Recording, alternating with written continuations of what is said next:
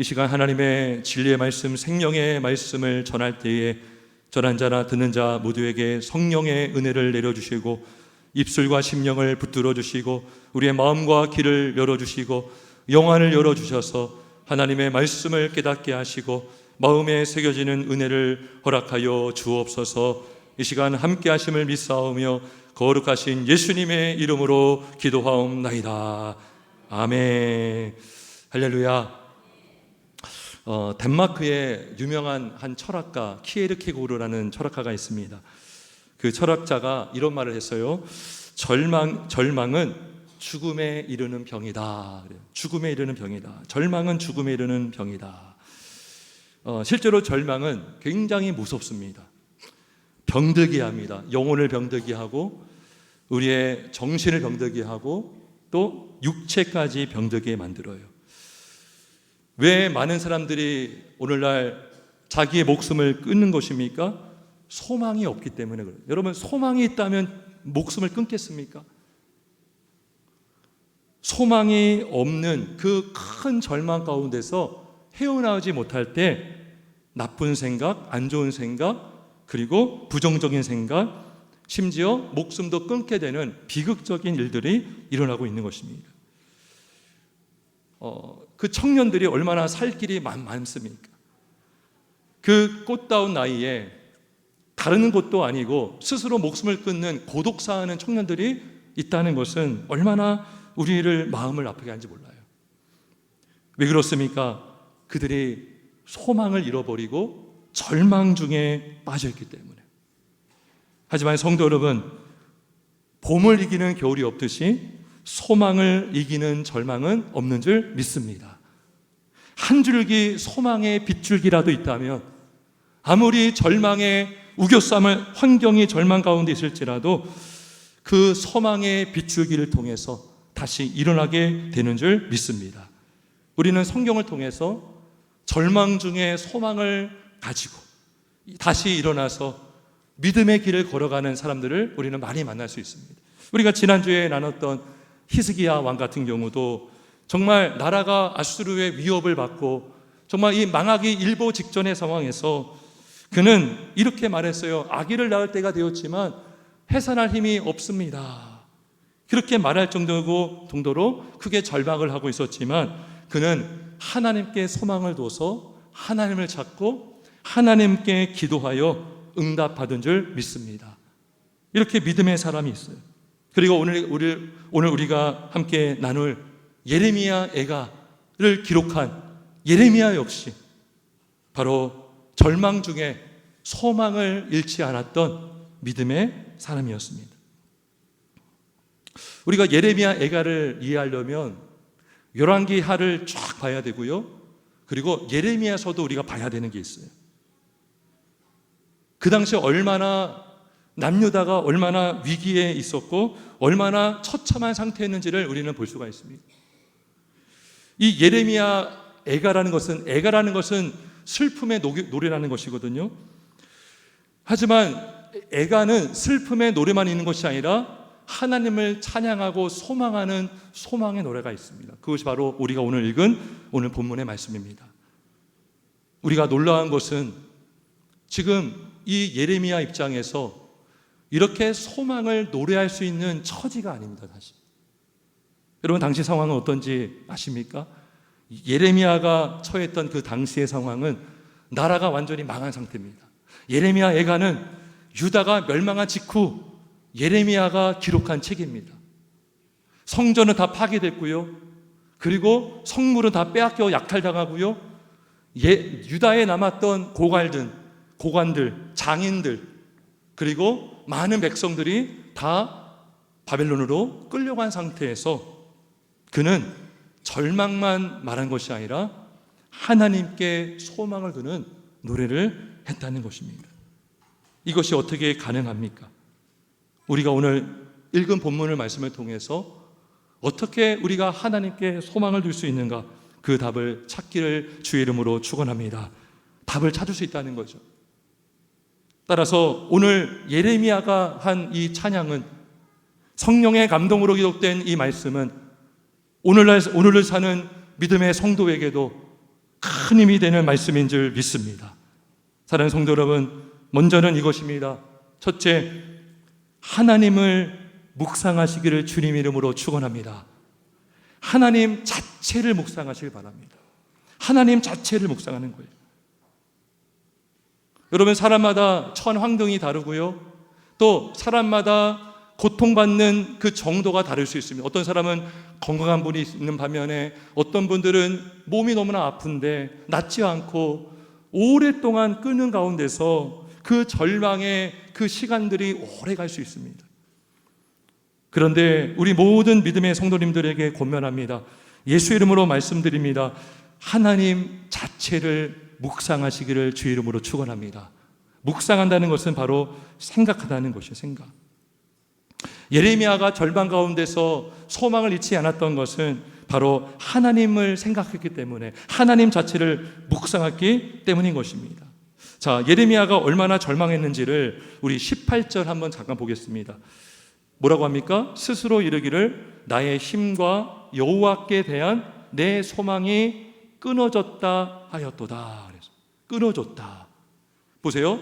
18절에서 소망이 끊어졌다고 했는데 21절에 가서 22절에 가면 21절에 보면 오히려 나의 소망이 되었음은, 이렇게 소망이 끊어졌다고 했는데 갑자기 소망이 있다라고 말하고 있는 것이죠.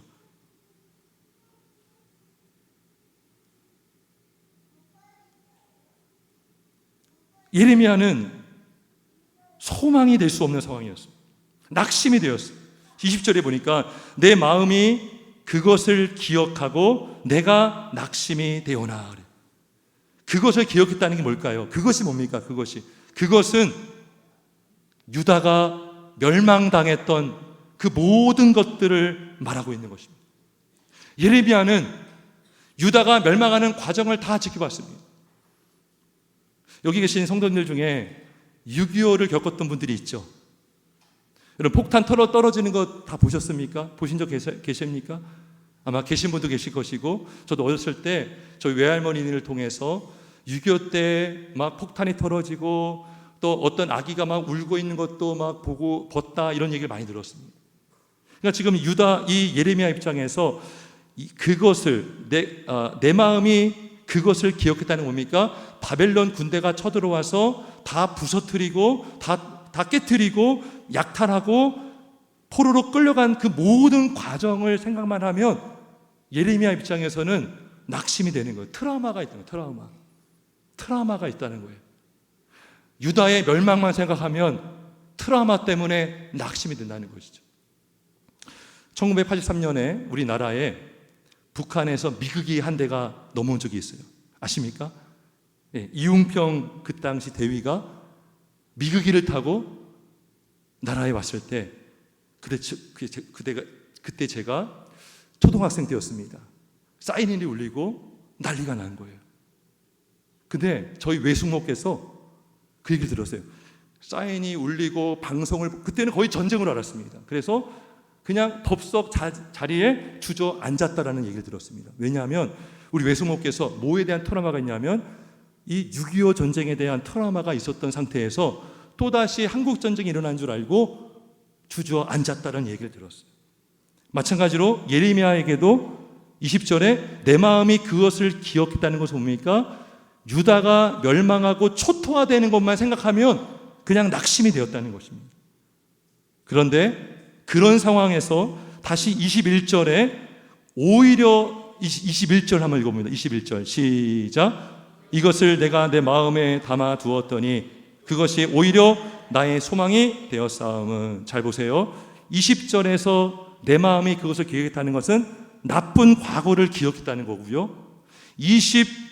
21절에서 이것을 내가 내 마음에 담아두었을 때 이것은 그 부정적인 사건이 아니라 하나님을 내 마음에 기억됐다는 거예요. 하나님을 자체를 묵상했다는 것입니다. 그 묵상한 내용이 바로 22절입니다. 22절 같이 한번 읽습니다. 22절 시작.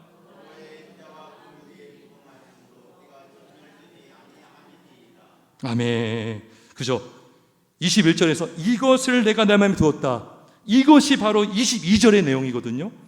여호와의 인자와 긍휼이 무궁하심으로 우리가 진멸되지 아니함이니이다. 예레미야가 누구를 생각했습니까? 하나님을 생각했어요. 하나님의 그 속성, 하나님 자체를 묵상하고서 그는 소망을 갖게 되었다는 것입니다. 인자와 긍휼이 무궁하다는 거예요. 영원하다는 겁니다. 영원하다는. 이거를 묵상하니까요, 소망이 되는 거예요. 그리고 22절에 뭐라고 말합니까? 이것들이 아침마다 새로우니 주의 성실하심이 크시도소이다. 하나님의 인자하심과 긍휼하심이 무궁하니까요, 우리가 질멸될 수가 없고, 무궁하니까요, 아침마다 이것이 새로운 거예요. 우리가 낙심이 되었다가도 아침이 되면 하나님께서 다시 그날 일어나 걸을 수 있는 힘을 주시고, 인자를 베풀어 주시고, 긍휼이 풍성함으로 다시 살아갈 이유와 힘을 주신다는 것입니다. 그래서 하나님께 소망을 둘 수 있게 한다는 것입니다.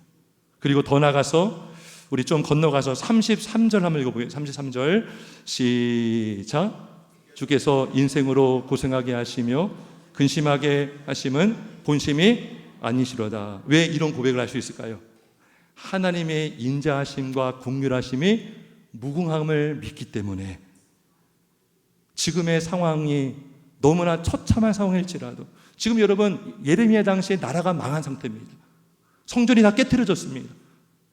그런데 예레미야는 하나님의 인자와 긍휼하심이 무궁하심을 믿었기 때문에 주께서 인생으로 고생하게 하시며 근심하게 하심은 본심이 아님을 믿었던 것입니다. 우리 모두가 이 말씀을 그대로 믿으시기를 주의 이름으로 축원합니다. 저 역시도 하나님 자체를 묵상함으로 절망 중에 소망을 가졌던 경험들이 있습니다. 한 예로 수년 전에 휴가차 어느 지역을 갔다가 동굴에 들어간 적이 있습니다. 동굴. 아까 제가 얘기를 아마 일부는 한 것 같은데 전체적으로 얘기를 한 적은 않았던 것 같습니다. 동굴에 갔는데 그 동굴에 들어갔더니 지옥 코스가 있는 거예요. 지옥 코스. 동굴 안에 또 지옥 코스가 있습니다. 지옥 코스가 뭐냐 하면 더 깊이 들어가는 거예요. 더 깊이 들어가는데 더 좁고 더 협착하고 더 껌껌한 곳으로 들어가는 코스가 있더라고요. 그래서 저도 사람들이 가니까 따라갔어요. 한 줄로 그냥 간신히 한 명이 통과할 수밖에 없는 좁은 협착한 동굴이었습니다. 근데 앞에도 사람들이 있었고 뒤에도 사람들이 있었는데 거기서 문제가 터진 거예요.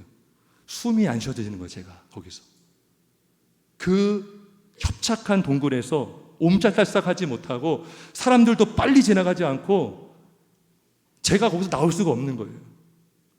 너무 답답하고 호흡이 곤란이 오는 거예요. 간신히 거기서 나왔습니다.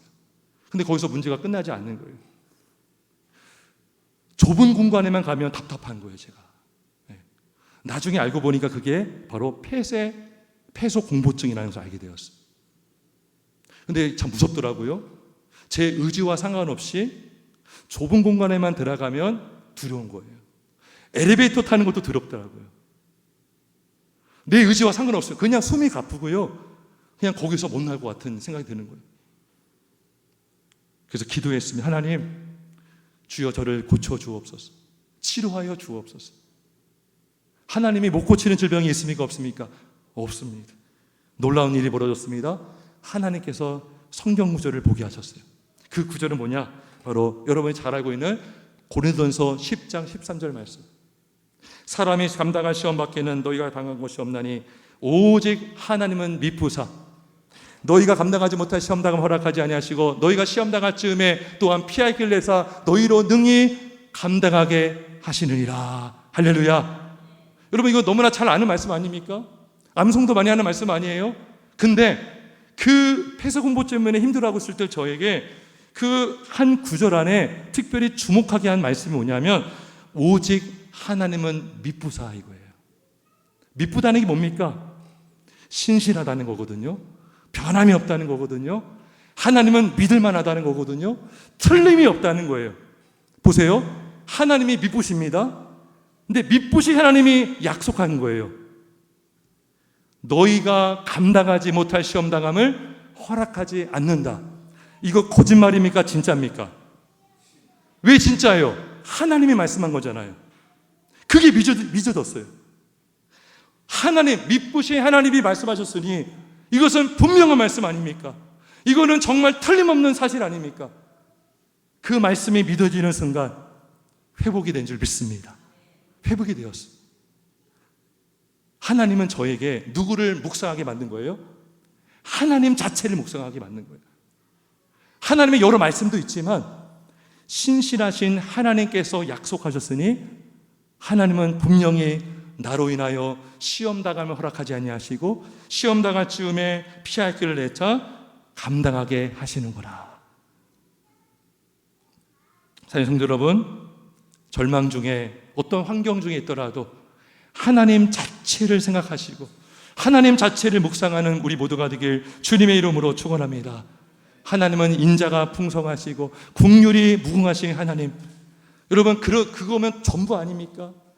우리가 정말 힘든 그 어떤 상황 속에서 하나님의 인자하심과 긍휼하심은 영원 무궁함을 믿는다면 그 소망의 빗줄기 하나로 인해서 절망을 몰아내고 소망 중에 걸어갈 수 있는 줄 믿습니다. 두 번째로, 성도 여러분 영혼에게 하나님의 말씀을 선포하시기를 주님의 이름으로 축원합니다. 여러분, 하나님의 말씀을 누구에게 선포하라고요? 여러분 영혼에게. 여러분, 저는 지금 하나님의 말씀을 여러분들에게 선포하고 또 전도할 때도 다른 지체들에게 선포할 수 있어요. 그런데 그것만 하지 말고 그 말씀을 누구에게도 선포하라? 나에게. 이게 좀 생소하게 여겨질 수 있어요. 아니, 말씀을 나에게 선포하라고? 내 영혼에게 선포하라고? 근데 예레미야도 그렇게 했습니다. 우리 24절을 한번 가시겠어요? 24절 시작.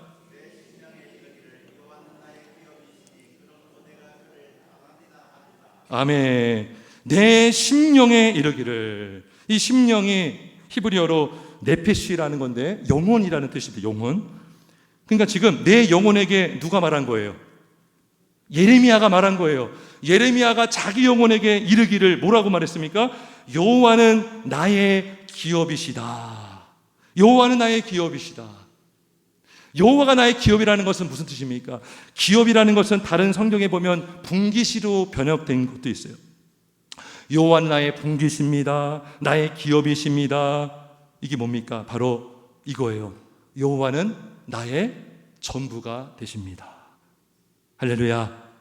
따라해봅시다. 여호와는 나의 전부이십니다. 왜 예레미야가 이 사실을 자기 영혼에게 선포했을까요? 예레미야가 기록했던 이 당시에 남유다에 남아있는 게 있어요? 없어요? 없어요. 성전 다 무너졌어요. 성물 다 빼앗겼어요. 고관들, 제사장들, 선지자들 다 끌려갔습니다. 백성들 다 끌려갔습니다. 예루살렘에는요, 황량한 그 자체였어요. 텅텅 비어있는 정막이 흐르는 그곳에서 예레미야는 홀로 자기 영혼에게 선포합니다. 여호와는 나의 기업입니다. 하나님은 나의 전부가 되십니다. 지금 이 땅에 아무 것이 없고 나라는 망하여서 백성들이 다 끌려갔지만 그럼에도 불구하고 여호와는 나의 기업이십니다. 다 이뤄도 여호와가 나의 기업이시니 나는 모든 것을 가진 자입니다. 할렐루야. 여러분, 다 이뤄도요, 하나님이 내 안에 계시고 하나님이 저와 여러분의 기업이시면 우리 모두는 모든 것을 가진 자인 줄 믿으시기를 주님의 이름으로 축원합니다. 그래서 예레미야가 뭐라고 고백합니까? 여호와는 나의 기업이시니 그러므로 내가 그를 바라리라 하도다. 예레미야가요, 이 땅만 바라보고 살았다면 절망에서 헤어나오지 못했을 거예요. 이 땅만 바라보고 살았는데 이 땅의 모든 것들이 다 없어졌잖아요. 성전도 없어지고 백성도 없어지고 재산 다 빼앗기고 나라가 완전히 망한 상태에서 내가 의지했던 그것이 없어졌으니 살아갈 이유가 없잖아요. 많은 사람들이 자살을 하는 거예요. 그런데 우리가 하나님을 바라보고 하나님이 나의 기업이심을 믿는 자는 하나님을 바라보게 되는 줄 믿습니다. 성도 여러분, 제가 질문 하나 할게요. 여러분, 아침에 일어나면 가장 먼저 드는 생각이 뭡니까? 여러분, 가장 눈을 딱 떴을 때 좋은 생각이 먼저 떠오릅니까? 안 좋은 생각이 먼저 떠오릅니까? 스스로에게 한번 답을 해보시기 바랍니다. 많은 사람들이요, 불안해하는 경우가 많아요. 염려하는 생각, 불안한 생각, 걱정되는 생각, 근심되는 생각. 그럼 그 생각은 누가 주는 생각일까요? 내 자아가 주는 생각이에요. 내 옛자아. 육신의 생각. 육신의 생각은 사망이라고 그랬습니다. 왜? 절망하게 만들거든요. 그리고 마귀가 주는 생각도 있어요. 마귀가 주는 생각. 우리의 육신의 생각, 인간의 생각, 자아가 주는 생각들을 더 생각하게 만들어서 우리를 넘어지게 하는 거죠. 전에도 한번 제가 언급했지만 노방전도 하는 가운데에 한 여성을 만났는데 그 여성이 그러더라고요. 저는 귀신 들렸던 사람입니다. 자살기도 했던 사람입니다. 어떻게 자살기도 했습니까? 귀신이 내 안에서 하루에 수십 번, 수천 번 너 죽어야 돼, 너 죽어야 돼, 너 살아서 뭐해, 살 이유가 뭐야. 그러니까요, 진짜 죽을 수밖에 없더래요. 그래서 자살기도 했는데 극적으로 119가 와가지고 목숨을 건졌다라는 얘기를 했습니다. 또 한 여성분도 만났어요. 그분은 멀쩡히 믿음 생활도 잘했던 분인데 역시 자기 안에서 어떤 이상한 존재가 자꾸 부정적인 생각, 너 하나님께 버림받은 존재야, 네가 살 이유가 뭐 있어, 너 어차피 지옥 갈 거야, 너 믿음 생활하는 이유가 필요 없어 라고 자꾸 얘기를 하더라는 거예요. 그러니까요, 식음을 전폐하고 몇 개월 동안 일도 못하고 먹지도 않고 그렇게 사는 분을 제가 만난 적이 있습니다. 요한복음 10장 10절에 이런 말씀이 있어요. 도둑이 오는 것을 도둑질하고 죽이고 멸망시키는 것뿐이다 그래요. 여러분, 죽인다는 것이요, 육체만 죽이는 게 아닙니다. 우리 영혼도 죽일 수 있는, 우리 영혼을 병들게 해서 죽은 자처럼 살아가게 만드는 존재가 마귀라는 거예요. 마귀의 음성. 심지어 가룟 유다에게도 예수를 팔 생각을 넣어 주었다고 그랬습니다. 분별해야 되는 거예요. 내 안에서 자꾸 떠오르는 생각들이 이게 마귀가 주는 생각인지, 내 자아가 주는 생각인지, 아니면 성령님의 음성인지를 분별할 수 있기를 주의 이름으로 축원합니다. 어떻게 분별합니까? 성경 말씀으로 분별할 수 있는 거예요. 성경에서 주는 말씀에 근거하여 우리는 성령을 통해 분별할 수 있습니다. 그래서 우리 마음속에 부정적인 생각, 그게 끊이지 않고, 늘 염려가 끊이지 않고 근심이 끊이지 않는다면 그것은요, 내 자아가 주는 생각일 수 있어요. 마귀가 주는 생각일 가능성이 큽니다. 그럴 때 우리는 선포해야 됩니다. 내 영혼아, 준호야, 염려하지 마라. 성령에 염려하지 말라고 하지 않느냐? 준호야, 염려하지 말라. 근심하지 말라. 하나님이 주는 마음은 두려워하는 마음이 아니라 평안이다 라고 선포할 수 있기를 주의 이름으로 축원합니다. 내 행사를 여호와께 맡겨라 그랬어요. 우리가 어떤 일을 앞두고 이게 잘 될까 안 될까 염려하잖아요. 행사가 뭐예요? 너의 모든 일을 맡기라는 거예요. 여러분, 아침에 일어나면 어떤 일을 앞두고 막 겁나는 거예요. 두렵고. 그때 선포하세요. 너의 행사를 여호와께 맡겨라. 그리하면 너가 경영하는 것이 이루어지리라. 이거 다 성경 말씀 아닙니까? 성경 말씀을 선포하는 거예요. 그래서 시편 42편에 보면 고라의 자손신데, 우리 지난주에 나눴지만 42편 5절에 이런 말씀이 있죠. 내 영혼아, 내가 어찌하여 낙심하며 어찌하여 내 속에서 불안해하는가? 너는 하나님께 소망을 두라. 그가 나타나 도우심으로 말미암아 내가 여전히 찬송하리로다. 이 시인이요, 자기 영혼을 꾸짖고 있어요. 지금 책망하고 있어요. 내 영혼아, 내가 어찌하여 지금 주저앉아 있느냐? 어찌하여 절망하고 있느냐? 낙심하고 있느냐? 왜 불안해하느냐? 너는 하나님께 소망을 두라. 사랑하는 성도 여러분, 여러분의 자아가 여러분의 영혼을 지배하지 않도록 주의하시기를 주의 이름으로 축원합니다.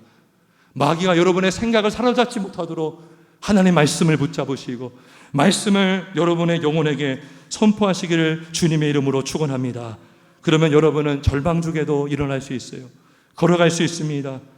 소망을 갖고 살아가게 될 줄 믿습니다. 왜요? 우리 주님은 인자간 것은 양으로 생명을 얻게 하고 더 풍성히 얻게 하려 함이라 그랬어요. 예수님의 말씀은 사람을 살리는 말씀입니다. 마귀는 우리를 주저앉게 만들고 낙심하게 만들고 부정적인 생각, 불평하는 마음을 주지만 우리 예수님은 영혼을 살리는 말씀, 소망을 주는 말씀을 주시는 줄 믿습니다. 성도 여러분, 여러분 이름을 대해서 여러분 이름을 부르면서 한번 지금 말해보시면 됩니다. 누구누구야, 준호야. 저는 준호야 하면 여러분들은 여러분 이름 부르세요. 누구누구야, 하나님께 소망을 두라. 왜 낙심하고 있느냐? 왜 절망하고 있느냐? 여호와가 너의 전부가 아니느냐? 여호와가 나의 목자가 아니시냐? 그러면 나에게 부족함이 없으리로다. 아멘. 말씀을 정리하겠습니다. 많은 그리스도인들이 좋아하는 찬양 중에 이런 찬양이 있어요. 주의 인자는 끝이 없고. 여러분 아십니까? 주의 인자는 끝이 없고. 제가 청년 때 많이 불렀거든요. 근데 아무 생각 없이 불렀어요. 그냥 음이, 멜로디가 굉장히 뭐랄까요, 와닿았어요. 가사에는 집중을 못했던 것 같아요. 근데요, 이 찬양이 어디서 나왔느냐? 바로 예레미야 애가 3장 22절 23절의 말씀으로 만든 찬양이에요. 예레미야가 모든 일들이 형통하고 잘 될 때 불렀던 노래가 아니라 나라가 망한 상태에서 아무것도 남아있지 않은 황무저 같은 상황에서 여호와의 인자와 긍휼이 무궁하심으로 우리가 진멸되지 않습니다. 이것들이 아침마다 새로우니 주의 성실하심이 크십니다. 이렇게 노래한 거예요. 우리가 어떤 환경 속에서도 하나님 자체를 묵상하시고 하나님을 기억하시기를 주님의 이름으로 축원합니다. 하나님의 인자하심을 잊지 않기를 바랍니다. 하나님의 긍휼하심은 무궁하심을 믿으시기를 바랍니다. 그리고 하나님은 어떠한 상황에서도 선하신 하나님이십니다. 25절에 보니까요, 기다리는 자들에게나 구하는 자들에게는 여호와는 선하시도다. 여러분, 당시 유다 백성들이요, 나라가 망했어요. 그러면 이런 생각을 할 수 있지 않습니까? 하나님은 악하신 분인가? 하나님 우리를 미워하시는 분인가? 하나님은 안 계신가? 하나님은 무능하신가라고 생각할 수 있어요. 하지만 예레미야는 이렇게 말했습니다. 여호와는 선하시도다. 선하신 하나님을 바라보시기를 주님의 이름으로 축원합니다. 그러면 믿음으로 소망을 가지고 승리하게 될 줄 믿습니다. 우리 이 찬양 한번 같이 한번 잠깐 불러보겠습니다. 그리고 기도할 건데요. 주의 인자는 끝이 없고. 우리 PPT 가사 이거 아니거든요. 그 앞에 거.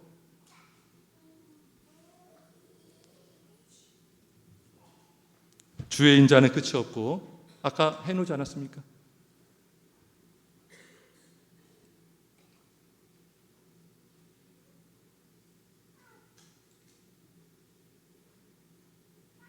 네, 한번 찬양 부르죠. 주의 인자는 끝이 없고 주의 인자는 끝이 없고 주의 자비는 무궁하며 아침마다 새롭고 늘 새로우니 주의 성심이 큼이라. 성실하시. 우리 다시 한번 합니다. 주의 인자는 끝이 없고 그의 자비는 긍하며 아침마다 새롭고 늘 새로우니 주의 성심이 금이라. 성실하시 아침마다 새롭고